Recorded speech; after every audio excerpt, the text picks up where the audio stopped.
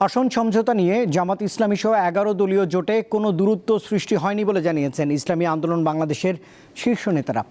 জোট ছাড়া তো দূরের কথা, আগামীতে এই দলগুলো নিয়ে সরকার গঠনের কথাও বলছেন তারা। 2-1 দিনের মধ্যেই আসতে পারে জোটের চূড়ান্ত প্রার্থী তালিকা।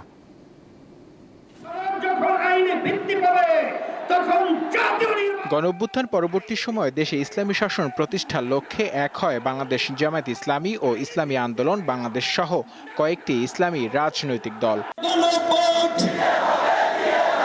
গণভোট ও নির্বাচন সহ কয়েকটি দাবিতে এক হয়ে নানা কর্মসূচি পালন করছে দলগুলো, যার মূল উদ্দেশ্য প্রতিটি আসনে একক প্রার্থী দেওয়ার ওয়ান বক্স নীতি।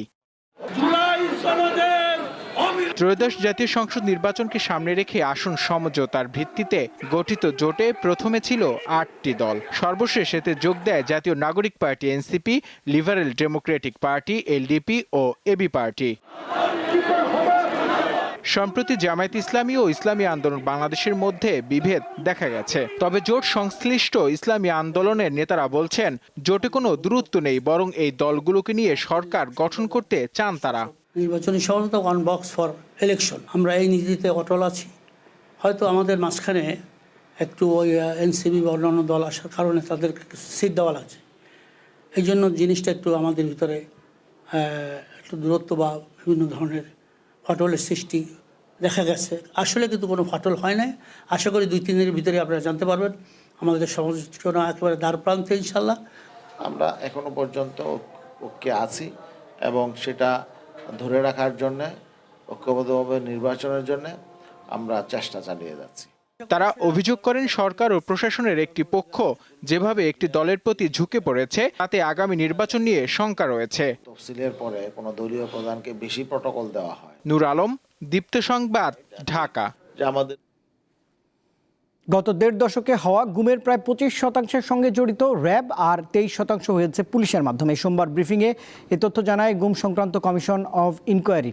চূড়ান্ত প্রতিবেদনে উঠে এসেছে রাষ্ট্রীয় বিভিন্ন বাহিনীর প্রাতিষ্ঠানিকভাবে গুমে জড়িত থাকার অভিযোগ, গোপন বন্দিশালা, ডাম্পিং প্লেস এবং শত শত নিখোঁজ মানুষের করুণ ঘটনা। 2009 সাল থেকে 2024 সাল, এই 1.5 দশকে সংঘটিত বলপূর্বক গুমের ঘটনা অনুসন্ধানে গঠিত কমিশন অব ইনকোয়ারি তাদের চূড়ান্ত প্রতিবেদন দিয়েছে রবিবার। সোমবার রাজধানীর গুলশানে কমিশনের কার্যালয়ে সংবাদ সম্মেলনে অনুসন্ধানের সার্বিক চিত্র তুলে ধরেন কমিশন সভাপতি। ব্রিফিংয়ে গুমের ঘটনায় আইন শৃঙ্খলা বাহিনীর জড়িত থাকার তথ্য তুলে ধরে বলা হয়, প্রায় 25% গুমের অভিযোগে র্যাব জড়িত, এরপর পুলিশ 23%। এছাড়া ডিবি, সিটিটিসি, ডিজিএফআই ও এনএসআই ব্যাপক হারে গুম করেছে। বহু ক্ষেত্রে সাদা পোশাকধারী বা প্রশাসনের লোক পরিচয়ে অপহরণ করা হয়েছে। অভিযোগগুলোর ধরন থেকে ইহা স্পষ্ট যে গুম একটি প্রাতিষ্ঠানিক ও পদ্ধতিগত চর্চা হিসাবে র্যাব, পুলিশ ও গোয়েন্দা সংস্থাগুলোর দ্বারা একক ও যৌথ অভিযানে সংগঠিত হয়েছে। কমিশনের কাছে সক্রিয় বিবেচনায় থাকা 1569টি অভিযোগের উপর ভিত্তি করে 222 জন সন্দেহভাজন ও সংশ্লিষ্ট ব্যক্তিকে জিজ্ঞাসাবাদ করা হয়। সাক্ষাৎকার নেওয়া হয় 765 জন ভুক্তভোগী ও তাদের পরিবারের সদস্যদের। 251 জন এখনও নিখোঁজ, আর 36 জনের ক্ষেত্রে গুমের পর লাশ উদ্ধার হয়েছে। মুন্সিগঞ্জে একটি বেওয়ারিশ লাশ দাফনের কবরস্থান পাওয়া গেছে, যেখানে গুমের শিকার ব্যক্তিদের দাফন করা হয়েছে বলে প্রতীয়মান হয়। এছাড়াও বরিশালের বলেশ্বর নদীতে এবং বরগুনার পাথরঘাটায় ডাম্পিং প্লেসের সন্ধান পাওয়া গেছে।